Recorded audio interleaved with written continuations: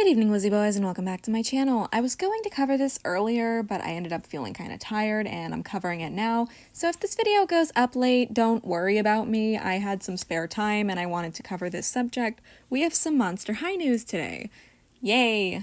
I missed having Monster High news to talk about. Basically, you guys know that place in California, Paulmart. The place that gets everything early. They got Claude. I almost said Abby. They don't have Abby. I wish they had Abby. If they had Abby, I would literally beg someone to go to their location at the Frankensons show to get her for me. But no, they don't have Abby. They had Claude, Hairplay Lagoona, and Monster Ball Clawdeen, meaning we got to see in-person photos of all three of these dolls that we had not previously been able to see yet. So today I wanted to discuss them, talk about how their final faces turned out, compare them maybe to prototypes, mostly in Claude's case, because I do want to compare his stock photos to his in-person photo just to see if there was any bit of change. And this is a long intro, but yeah, let's just get into it. So first up, Lagoona and Claude. So Claude was found and they were in these like shipper boxes because that's usually how suppliers get things. I wish I knew how people ordered directly from Mattel. I'm assuming you have to be a business to do it, but like, if I could, I would gladly order myself a case of new dolls. It would be fun. That's just a little side tangent though. So Claude looks exactly like the photos that we'd been covering, box-wise at least. You know, like how the original in-person prototype box that we had. Well, it wasn't in person. You know, the original prototype box thing that we saw, because that's usually what stock photos are. The stock photo that we've seen. It looks exactly the same. One thing that does look a bit odd, though, is the new way that they're doing the artwork. Because with the original batch of first wave dolls for G3, the core series, they used to have like 3 artworks all together. It'd be like 2 characters behind the doll that you actually got. It looks a little strange to just have it be, like, Claude's art there. But I get why they did it, because when we saw the back of his box last, we don't have an up-to-date photo, so we don't know if it's still the same. But the last time we saw the back of the box, it was the original artwork from the core series with the new artwork being just kind of plastered off to the side. And it looked weird. Darko's style and the old style definitely do not mix. As for Lagoona, nothing seems to have changed. Everything looks the same here as well. And the art, as usual, looks very good. If I'm being honest, I really want this set. I'm waiting for Paulmart to put these online because I would like to buy them, but they're not online yet. These sets are so far only available in person at the Frankensons show, which I, unfortunately, don't live in California. I'd say that I am like the furthest from California based on where I live, which is Florida. So yeah, definitely can't get these. I would love to, but I can't. So Claude's face is a little funny. It's a bit goofy looking, I'm not gonna lie. Yeah.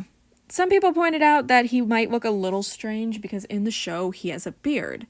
And that's something Claude has always had. He's always had a beard. In G1 he had it. In G2 I think he kept it as well, because he did get one G2 doll in a 2-pack with Clawdeen. So it's just strange to see him not have it here. It definitely gives him more of a baby face, which, like, yeah, it's fine. Claude's a teenager, so he should definitely look like a teenager.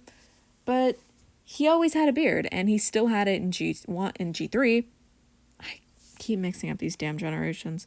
In G3, it would make sense for him to still have it, but he doesn't. As for Lagoona, she's just perfect. I'll admit her top lip looks a little non-existent here, so there's a chance that this one is just a bit wonky, but big Lagoona fan. Very big G3 Lagoona fan. I love her, and I really want this doll. I honestly have nothing to say about this Lagoona. She's just really cute. I love her. Like, do I think the Good Waves Only shirt is a little bit cringe? Yeah, just a tad. But, you know, it's whatever. I have graphic shirts like that say stuff as well. Everyone does. It's kind of relatable, you know? Yeah. So back to Claude. I wanted to compare this close-up of his face to, of course, the stock photos. So, interestingly enough, they look almost exactly the same. The only thing is that Claude's hair is styled differently in box than it is here. So when the way it's styled in this photo, in this stock image, is that his hair is styled to be facing more downward, I guess, to cover his forehead. And here, his hair is sticking straight up, revealing his hairline and not covering his forehead. So it gives him the appearance of having a much larger head. Yeah. I also don't really see those little fur ridges around the side of his face here. I mean, I do see them, but just not as clearly as you can see them on this, like, harsh white background, you know? His earrings are also visible, but his ears are almost entirely hidden, again, due to the way the hair is styled. And I do feel like this is a tiny bit of an issue. I do mean, like, tiny. It's a very minor issue. Just because, due to the texture of his hair, not everyone will know how to style it to look like this, you know, to be covering his forehead more, to look more like the stock photos and more like the way he wears it in the show. I do think this is fixable, though. I don't think it's like a horrible issue, like, oh no, his hair is sticking straight up instead of covering his forehead, you know? Super minor stuff. But it does definitely contribute to this image and this image looking very different. Because honestly, I don't think this is a hand-painted prototype. They just look too identical for it. The only difference I really see is in the eyebrows. It's like alarming how similar the eyes look. Like all the other hand-painted prototypes, you can tell are hand-painted prototypes that are used in these stock images, but this one doesn't look like one. I don't know. Strange. Anyway, here's Lagoona as a palette cleanser. And then we have the gorgeous Monster Ball Clawdeen that was also found at the Frankensons show.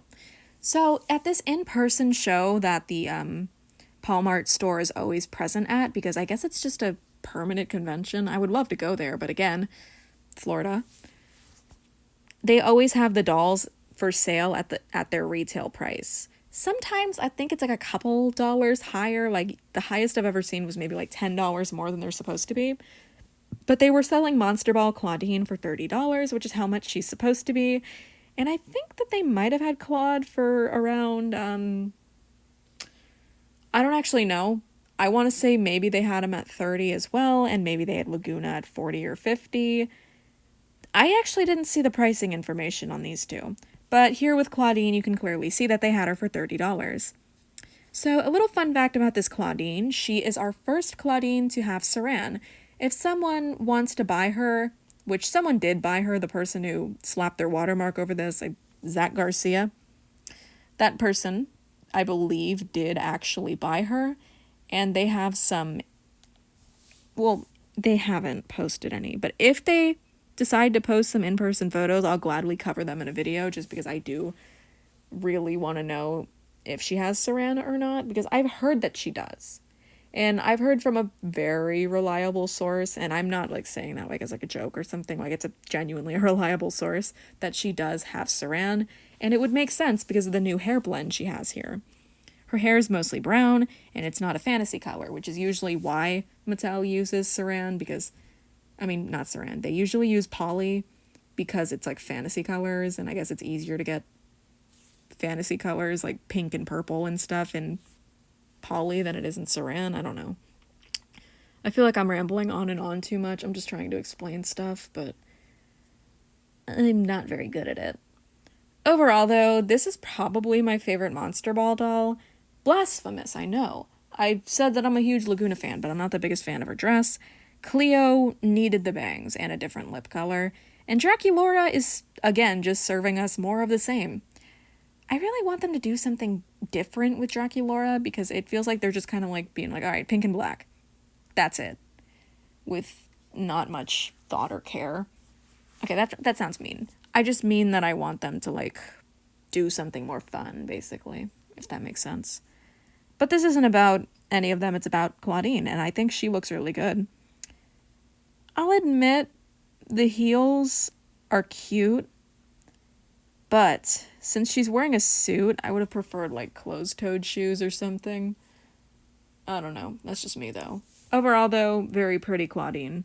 She outsold her brother by like a mile. I think I'm going to call it there because, you know, it is later than the time that I typically make videos, but I just wanted to talk about this real quick. So yeah, as always, feel free to share your guys' thoughts in the comments below.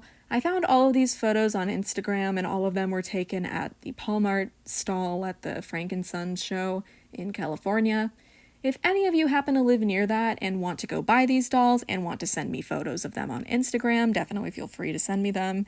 I've got links to my social media in the description. I also have a link to my Mercari where I like to sell Monster High dolls sometimes that I have duplicates of. And yeah, that's all the stuff I'm plugging. As always, thank you guys so much for watching this video, and I hope to see you in my next one. Bye!